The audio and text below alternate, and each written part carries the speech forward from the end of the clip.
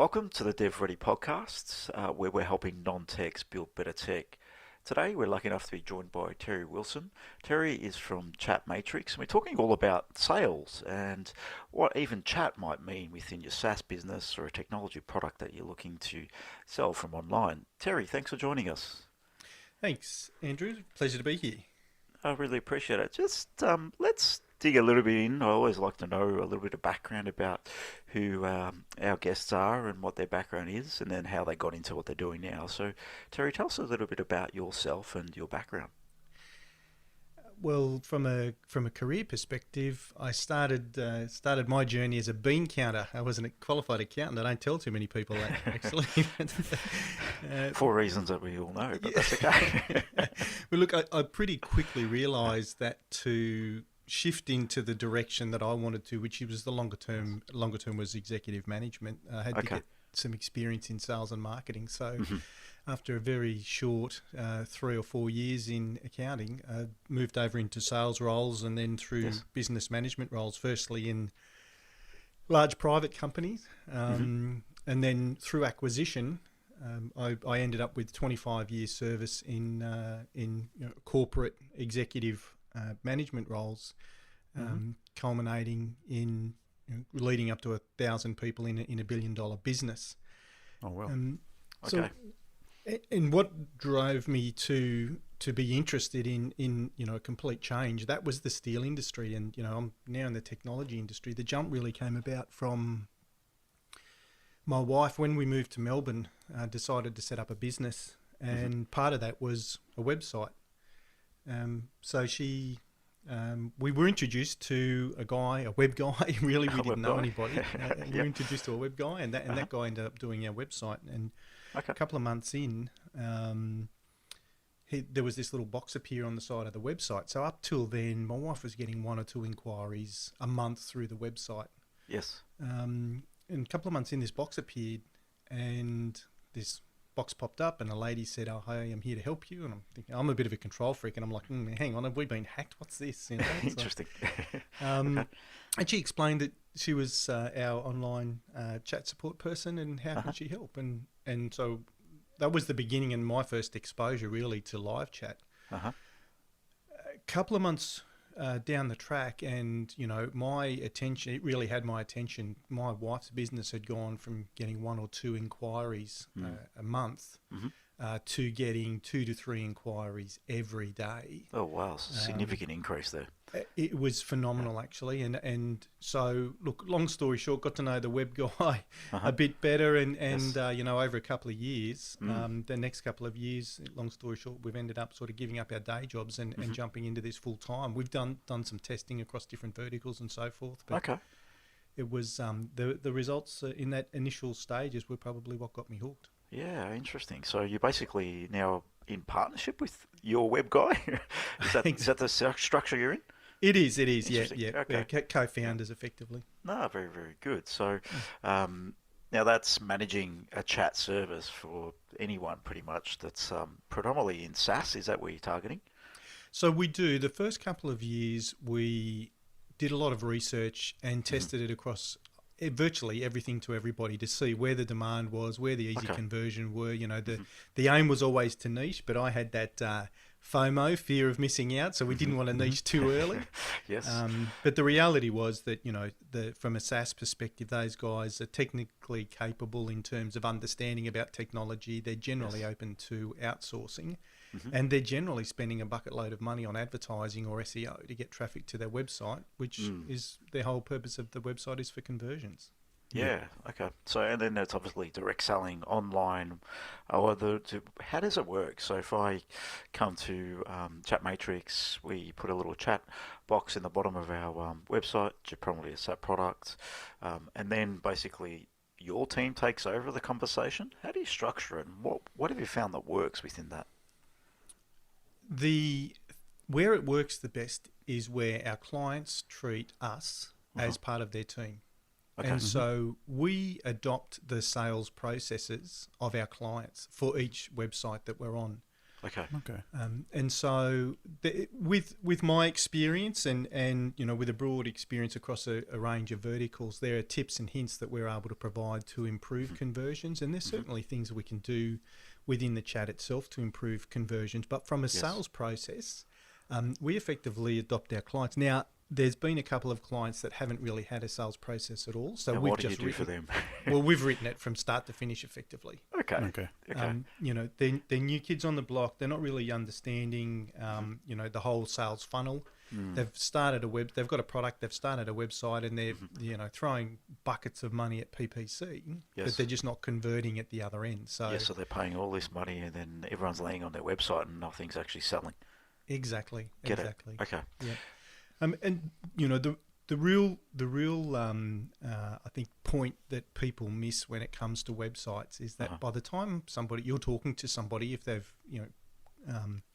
booked a demo with you, or they've called, or they've filled in your contact form, they're already 70% through the buying making process. It's not like the old days where someone would ring a rep and say, "Hey, I need to learn about this product in your industry."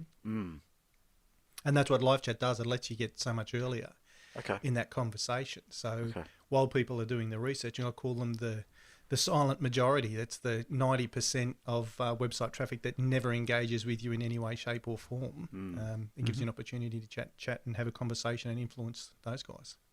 In terms of influencing those guys, how do you approach those conversations? So if predominantly we're talking to non-techs building tech, and they're probably looking at from perspective of they're thinking about technology, or they're currently building technology, and you mentioned this, that they haven't even thought about what live chat might be, or even a sales funnel.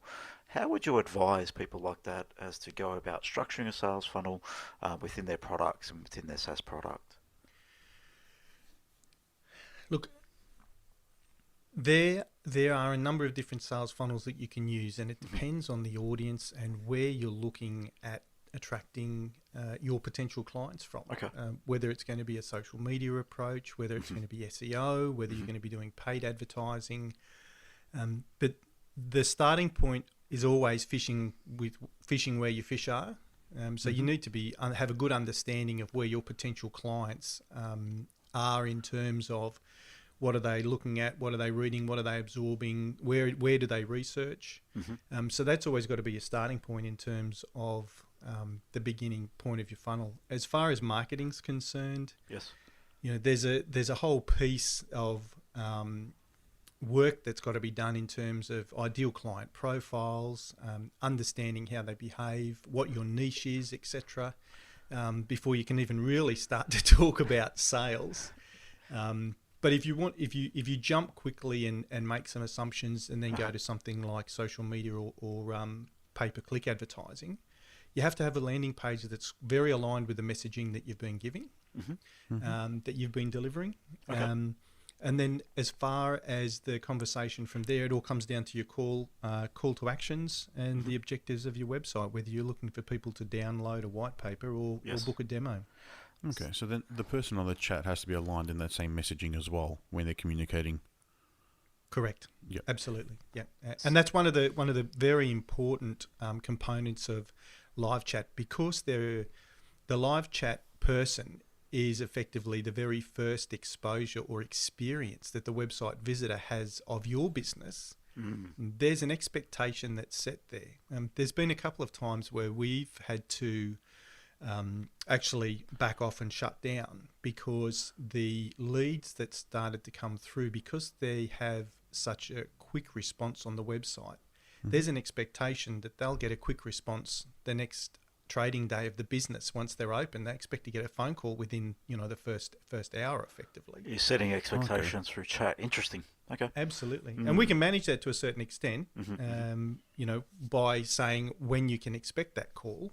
But it does set a high expectations in terms of service levels for the website visitors. Yeah, and then the business has to fill that as well. Correct. So you mentioned a little bit there around landing pages. Now, in your experience, what have you found that works from a landing page perspective? Just a blanket approach. What are some of the things that people should be considering from a landing page? Is it white paper downloads? Is it demos? What works in this area? Look, the the most important thing on a landing page is to make sure that the information on that landing page is about the product of your product. So it's about how the product of your product. Explain correct. that. So it's your how your product solves your client's problems. Okay. And so it's really the outcome that you deliver. Mm-hmm. There's the benefits, I guess, if you want to put it in sales terminology. It's you not talk the about features. benefits It's of your not product. our product does Absolutely. this, our product does that. It's more about the customer themselves.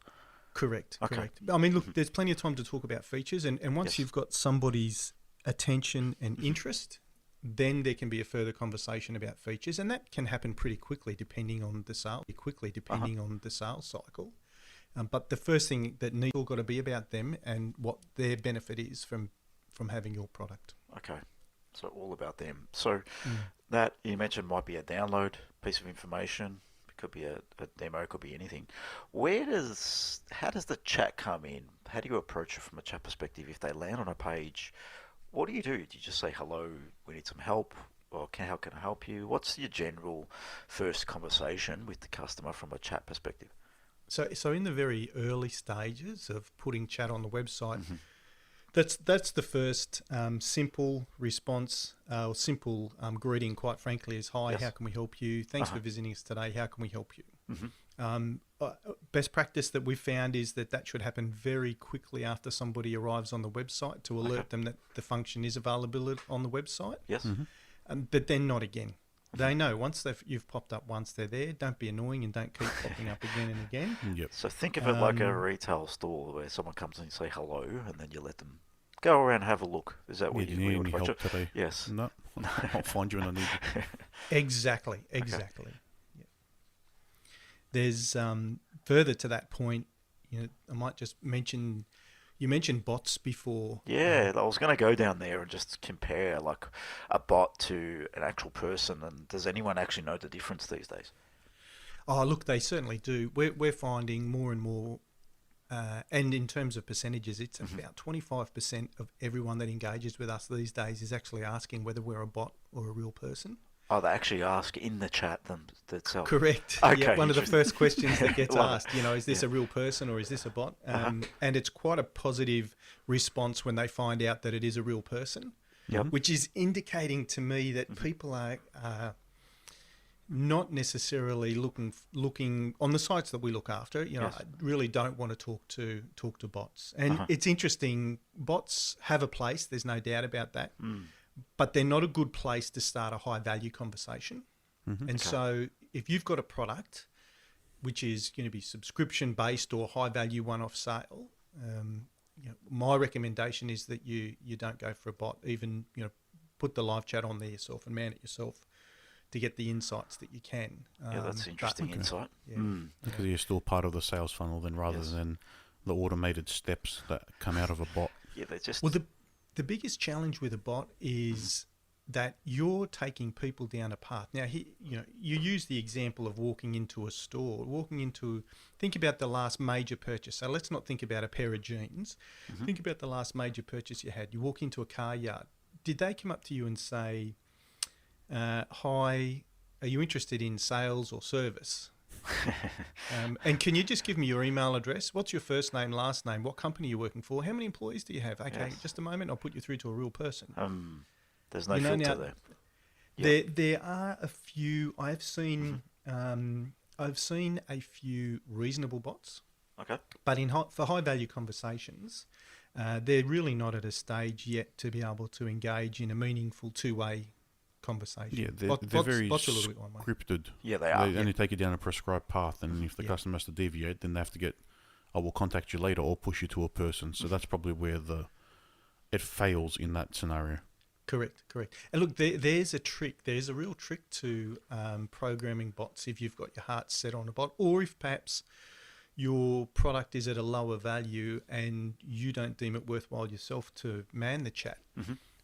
My suggestion is to have the chat manned one way or another, whether you do it yourself or outsource it, for a period of time until you've gathered enough conversation that covers say 80% of the questions that are being asked. And you'll find then if you use that information to program your bot, rather than what most people do, they sit down and with guess their what the marketing and questions their might sales. be. Exactly right, exactly right. Okay. And try and take people down a path instead of having, a proper FAQ that allows people to ask a question and then have the bot give a relevant answer. We have these questions, this internally all the time. Someone says, let's put an FAQ page together. Yeah, and then we start thinking, what do customers ask us? I think that's a very valid point that you've raised there in terms of, even if you're not considering using a man bot long term, it's great to establish what new customers or people that are actually looking or are actually asking, because sometimes we can assume and by querying some people we might get, all right, this is some questions that might ask, but then we get the off the cuff things that we don't even think about.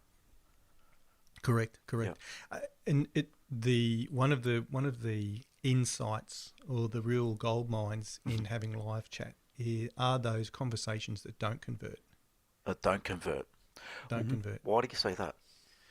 Because that's where you find out why people aren't buying from you. Mm-hmm. And the insights you can gain there range from features that you don't have, functionality that you don't have, through to your marketing campaigns attracting the wrong type of audience, people that aren't looking for your product, that there's a misalignment from your marketing campaigns to your landing pages or to your actual product. Yes. Okay. And we've had a client that in the non-converting transcripts of the conversation went back to their digital marketing agency and were able to go through and completely refine their keyword campaigns such that they were able to reduce their marketing budget or their advertising budget by 50% on those campaigns. Which pays for them probably man bot, I would imagine. And the rest, the ROI was over 1,000%. Oh, wow. So that reduction in budget and increased conversions at the other end, the ROI was crazy. I don't quote ROI too often because it's ridiculous. It's ridiculous. But the reality is, if you have a website that is converting at let's say 1.5%, if you put a 24/7 well-managed live chat, and that's someone that's conversing and that's familiar with your sales process, you should expect to at least double the conversion from that website. Well, that obviously reduces your marketing budget by half. That explains it. Yep.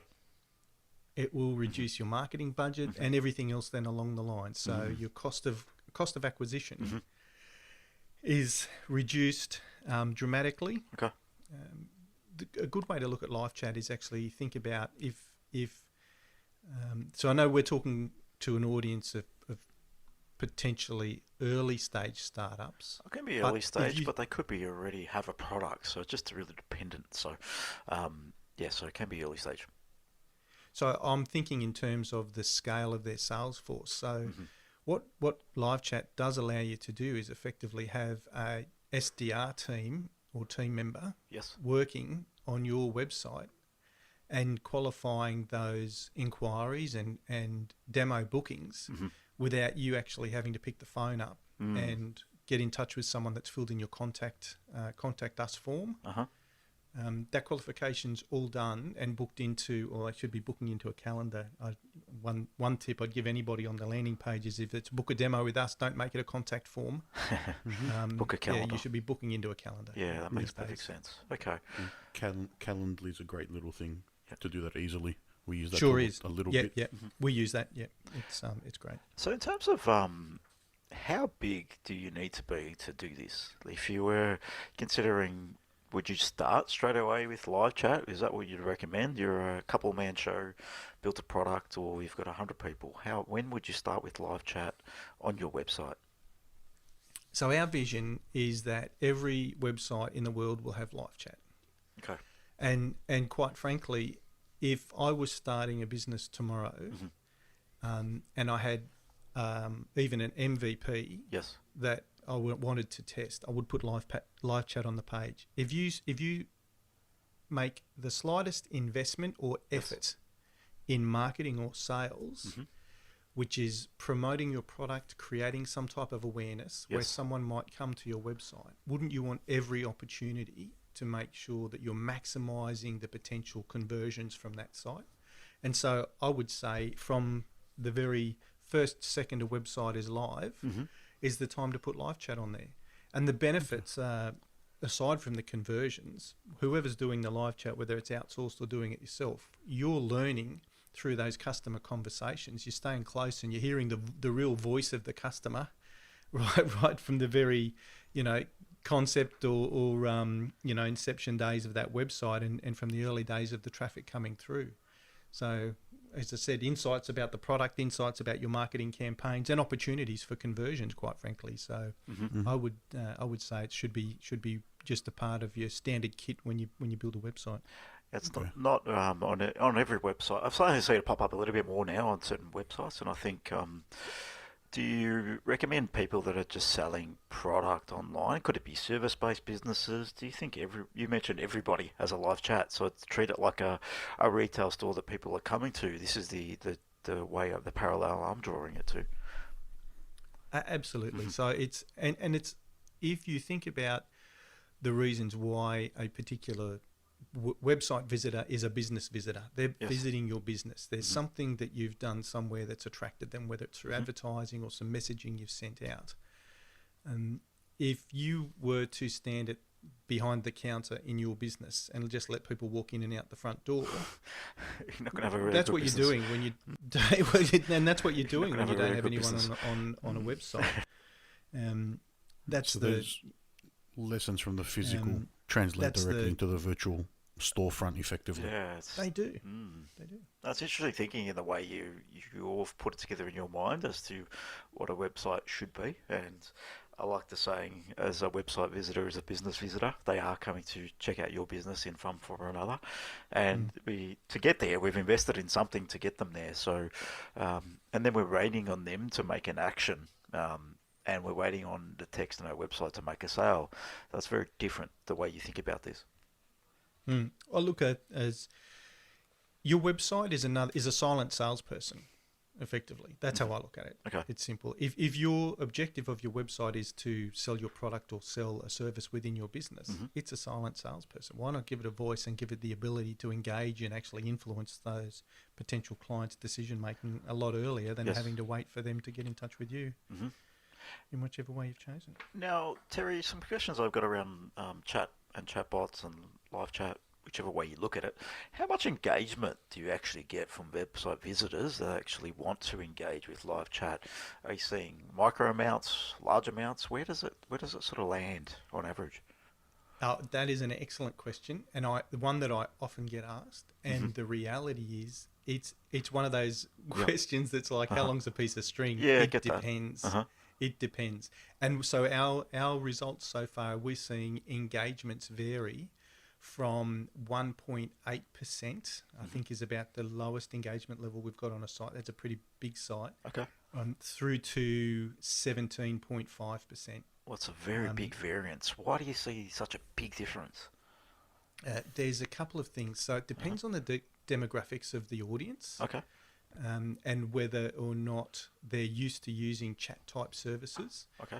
It depends on the quality of the audience, so quality of the website visitors. If you've got your marketing and advertising tuned right in so that you're bringing highly interested people to your website, there's a high level of engagement.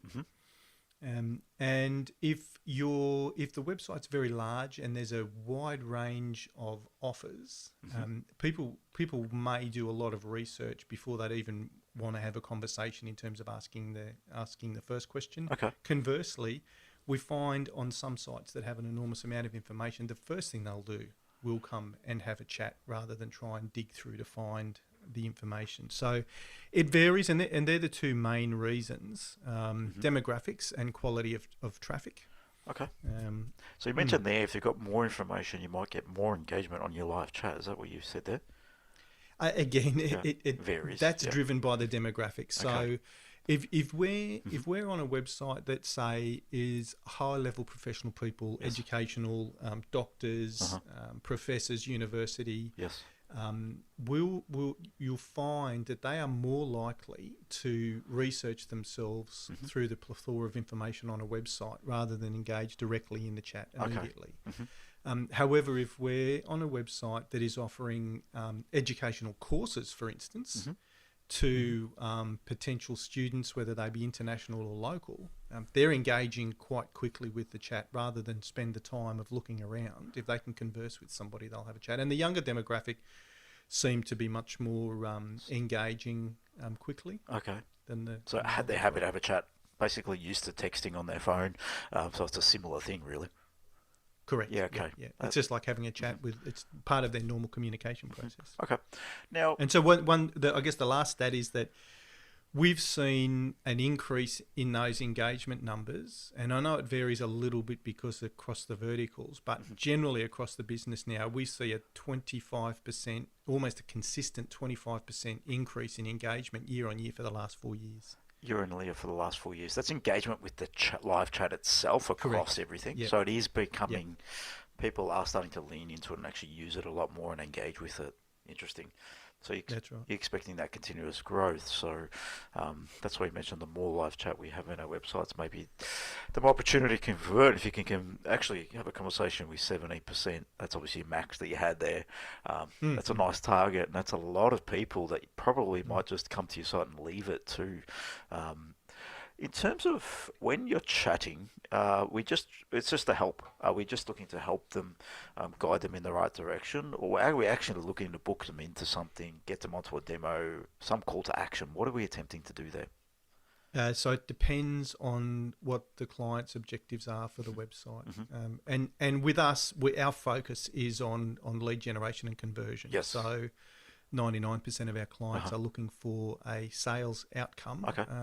So it's not just downloading a white paper. Yes. It's capturing, on the simple end, it's capturing contact details for a callback. Yes. On our preferred end, and where we're switching virtually all of our clients to now, is through to booked calendar appointments confirmed that are sales qualified. And by that I mean, a conversation.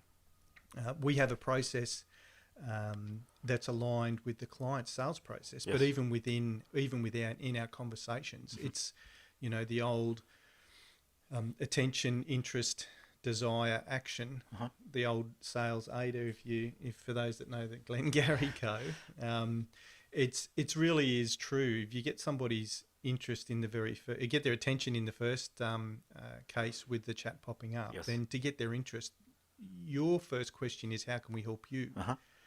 But then as you're helping them and answering their questions, you also start to then ask some qualifying questions yourself. And as the rapport builds in that backwards and forwards communicate or conversation, because it is a conversation, you're building rapport on the basis of finding things that understanding what their pain points are, mentioning how your service might fit those, but not doing too much of the full-blown selling to get it to a point where they don't need any more information.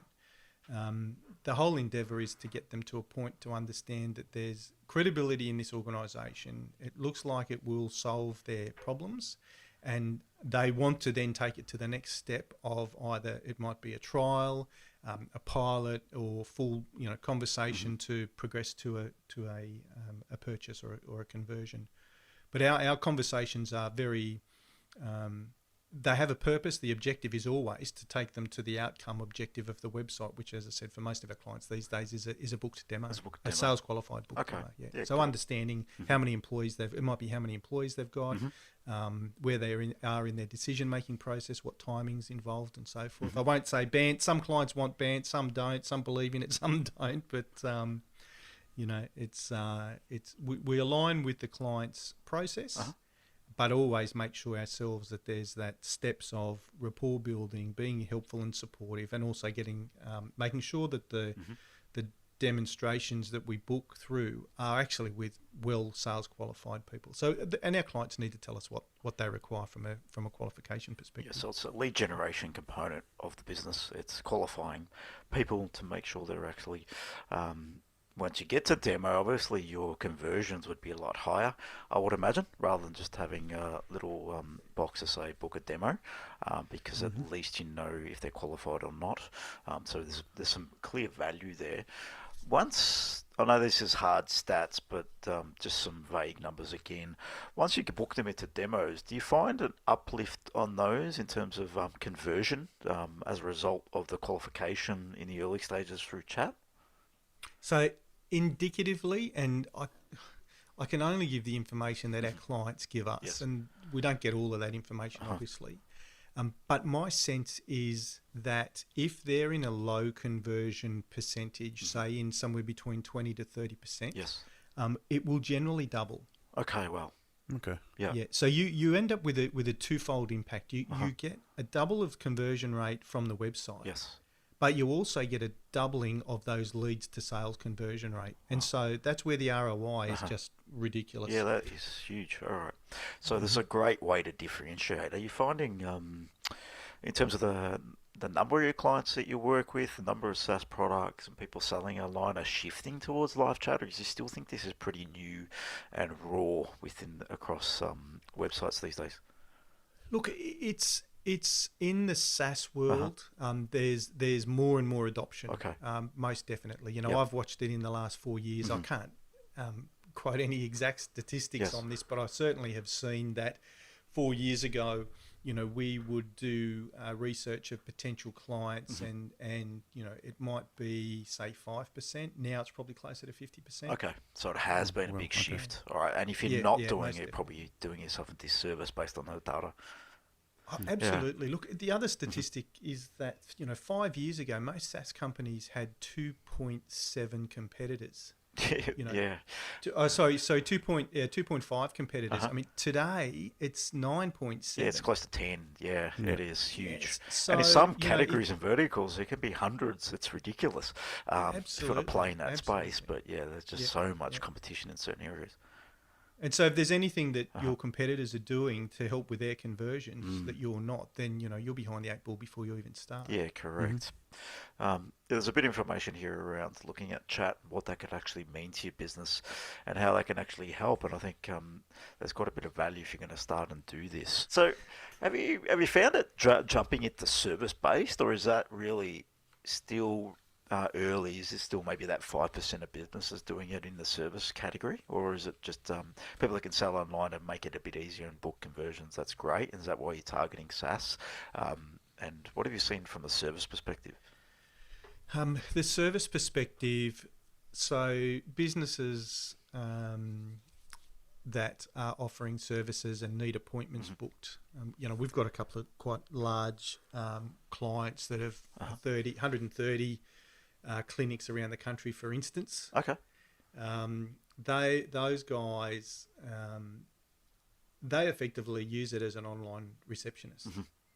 Because again, the bookings are done directly into the booking system. Yeah, okay, makes sense. It reduces the work and effort in the business.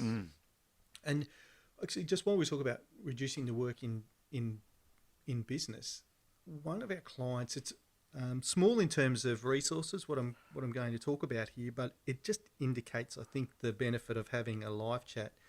We kicked off with those guys, and they had 3 salespeople. Okay. And they were booking demos through a contact form. So effectively, their salespeople then had to get on the phone, send emails, book into a calendar, and then go through and run the demo. Well, I had a conversation with those guys last week, and they have now 1 salesperson. Okay. And they are they're viewing us, so they've always viewed us as part of their team. Yes. But we're now effectively doing the sales dev work for them. Okay. And so all of that work that they were doing in terms of qualifying the customer, trying to get in touch, because they use their website is 100% of their lead gen. Oh, so it's 100%. And so they've dropped 2 salespeople out, and they've now got their 1 salesperson who was in the past helping with booking the meetings. Now is just back-to-back demos. And they're converting it at around 60% with their demos. 60%. Wow. Okay. So they're able to reduce the amount of workload. It's obviously that's the booking, it's the lead, it's the converting, it's the qualifying. It takes time, especially when you're in that. And that's not really a sales effort. That's more of a lead generation type. So I think if you can separate the two and think about them differently, that might be a way you could actually just outsource some of this work, or potentially make it a different role within your business if you want to do it yourself.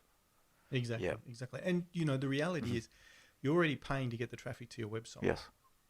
It's a sunk cost. So if it's bouncing away to one of your competitors and Yeah. they're converting it, every effort really is what you should be looking for. But you asked me a question about the service. So the service industries, the conversation is a little bit different in that it's people aligning a service rather than a product.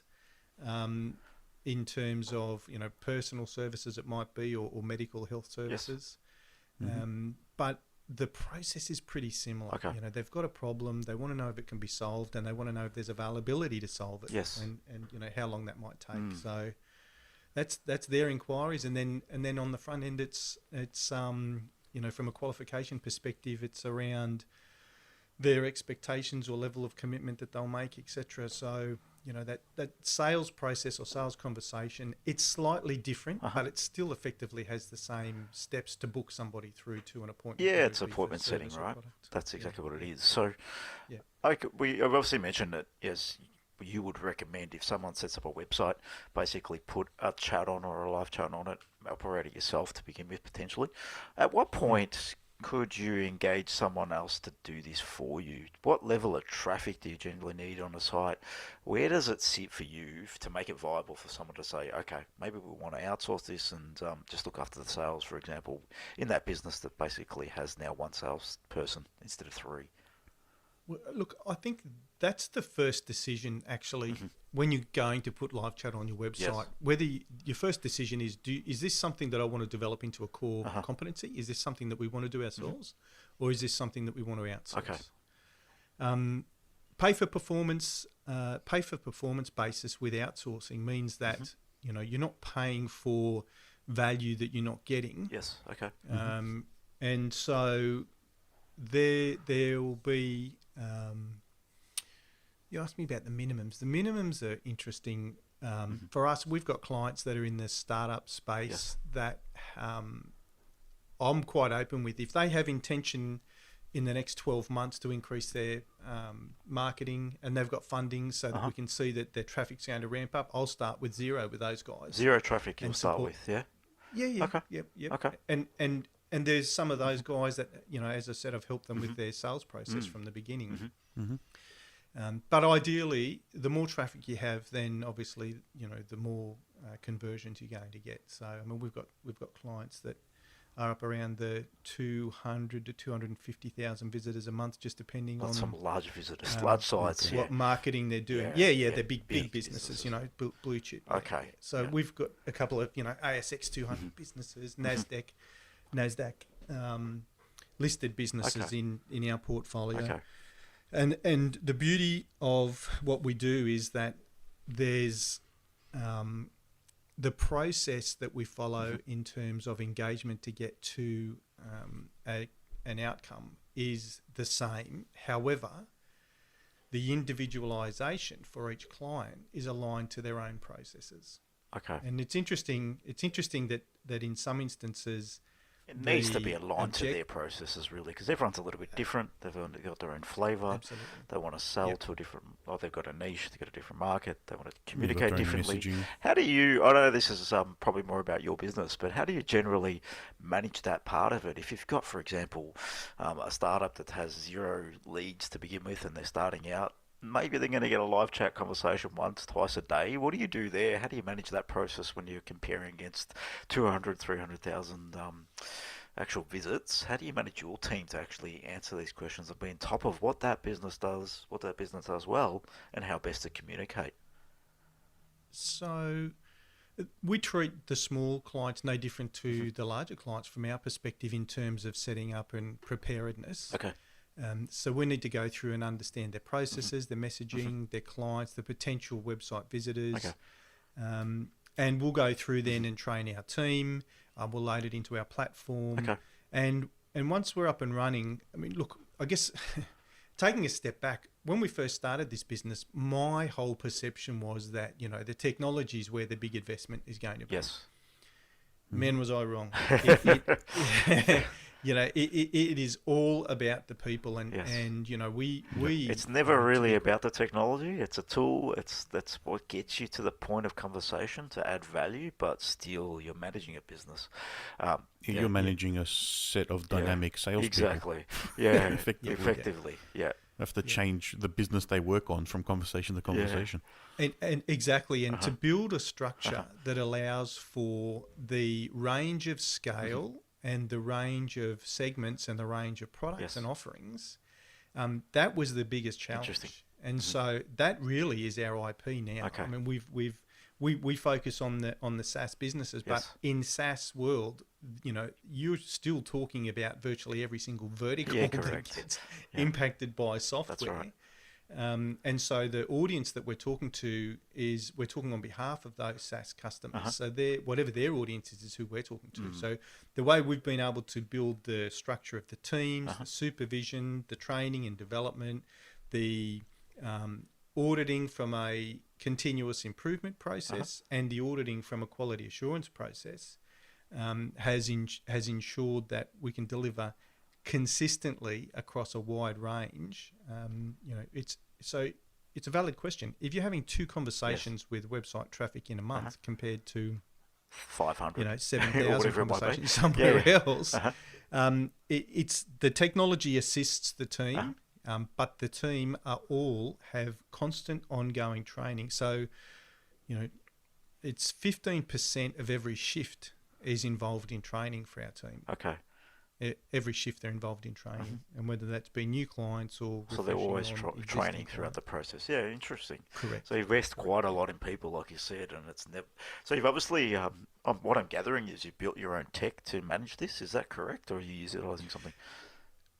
We do. We're using a partial API with another provider at the moment, but every year we're moving further and further away from that, and within the next probably 8 months we'll be completely on our own tech platform. as well. Yeah, very cool. So if anyone's in SaaS, at least you know what that experience is too, to build and manage your own product. So that's a good alignment there too. So to help determine the viability for any people who are interested, what sort of pricing model is it? A per conversation basis?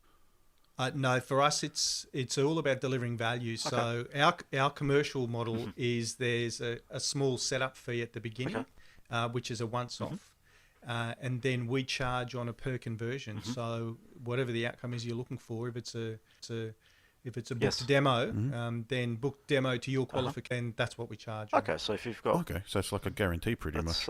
Absolutely. If you don't get leads, then there's no charge.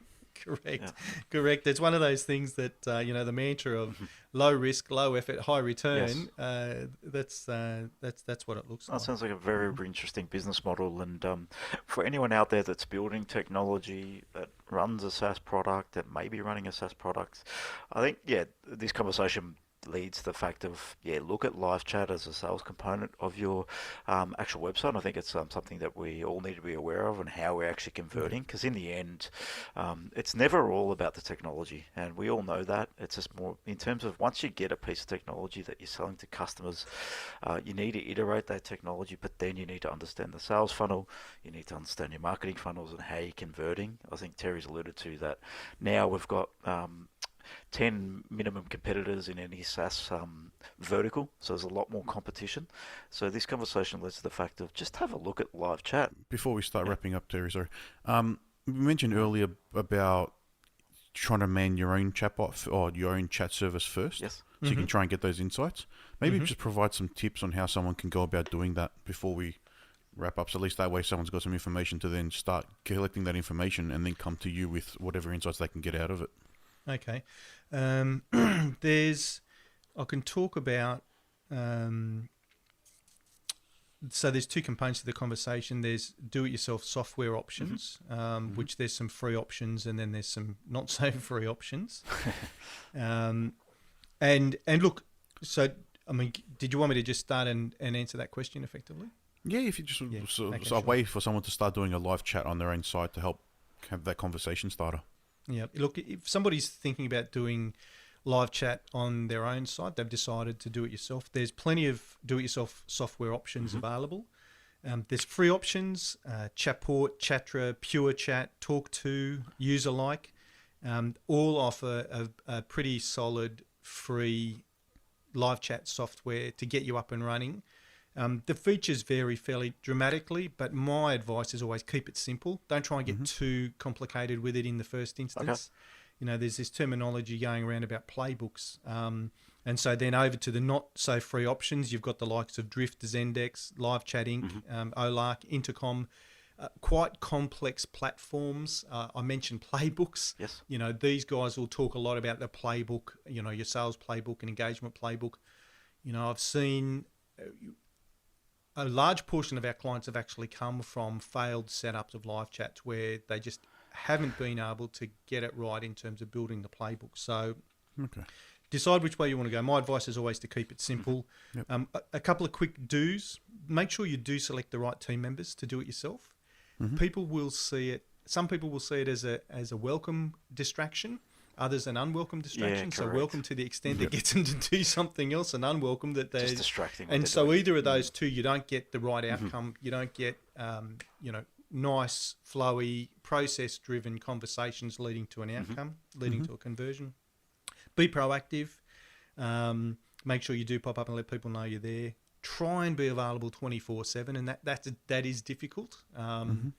24/7 is difficult. So that's where it depends on the structure of your business and where you're at. But do try and be 24/7. So we've got 51% of our leads coming and conversions now coming from after hours conversations. Okay.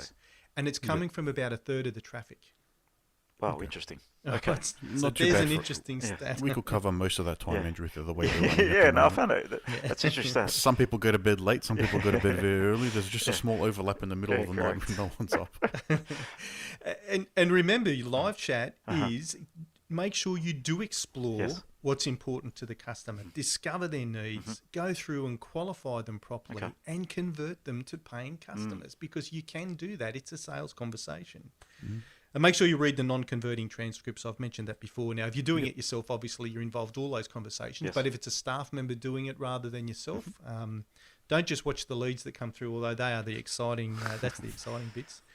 Some don'ts. Don't be annoying. Don't have that chat box keep popping up and say, we're here, I want to talk to you. You'll see somebody moving around your website and it's, why aren't they talking to me? It's don't be annoying. Ask before giving. It's the example I gave before is when you start a conversation, you're going to say, hi, what's your email address? It's like, have a conversation, give some information. If you're going to ask a question about how you can help and understand what they're looking for and give them stuff before they'll start to, starting to ask them for information. Don't do a pre-chat survey. A pre-chat survey is another obstacle in the sales process. We didn't talk about obstacles, but form fills, every extra field of information that you're asking for in a form fill is a blocker. So is a pre-chat survey, and your aim is to talk to as many people that you possibly can on your website. Those pre-chat surveys that ask information, don't do that. Don't use the leave a message overnight. It has a very negative impact. The research has been done about 2 years ago that shows 43% of website visitors, when they see that message, what they hear is you effectively saying to the website visitor, we want to chat with you, but we want to chat with you when we want to chat with you, not when you need us. Oh, that's when you hit a website and it basically, you're not there. You're not available. Yeah, so that's right. Not available. Do these services allow you to hide the chat when you're offline, so then it's just not there? Yes, most do. That would be the better approach. Yeah, absolutely. Turn it off. Most do. Don't use a chatbot. Please don't use a chatbot. Not in the first instance, unless your offering is at such low value, or it's just super basic technical stuff like I can't remember how do I reset my password, where do I put my email address, etc. If it's just basic technical stuff, or super technical stuff at the other end where you want to download the user manual for a Cisco router and have it and a bot talk to an engineer. But a bot's not a good way to have a high value conversation. And don't set and forget the chat. I mean, it's really something that you should be reviewing the conversations, reviewing your conversion rates, reviewing the non-converting transcripts and use it as a tool. Understand, you might be able to adjust your products, you might be able to adjust your marketing campaigns. I think that's a big takeaway for me. It's like if you are having even more conversations with potentially even warm leads on a website that may have found a website just because of some marketing, there's a lot of value to be learned there. And I think that's a great takeaway for people to look at, and because you can shift your marketing from it. So there's some interesting stats that you alluded to earlier in the conversation. And some big gains that can be had from doing Correct. that. And very early on, you can find out whether there's certain pieces of your marketing that's performing quite well for you. Yes. You can find out, I mean, analytics, Google Analytics obviously will show you a certain extent, but that's time, and there's also some guesswork goes in that. It doesn't There's really nothing like tell you having a who real they are, though. conversation. So it might be bringing that's the wrong person to you, and you That's don't know right. that. They might land there, and then might be your bounce rate will tell you a little bit about that, but you still got no definition of why they came. Yes, they might have read something, but why were they attracted? I think there's some clear value in that. Yeah. Excellent. Perfect, for Terry. sure. So, in terms of finding some more information about you and Chat Matrix, how can people reach out and tell your website is? So the website is chatmetrics.com. Yes. And so that's the English version, metrics.com. Chatmetrics. I said Matrix, didn't I, just then? Yes. That's okay.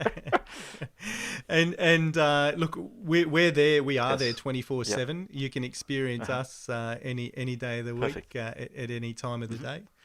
Other than that, look, feel free to send me an email directly at terry@chatmetrics.com. And look, even if you're thinking about doing your own thing, I'd be more than happy to help and help you get it set up on the way. Well, thanks, Terry. Appreciate you joining us.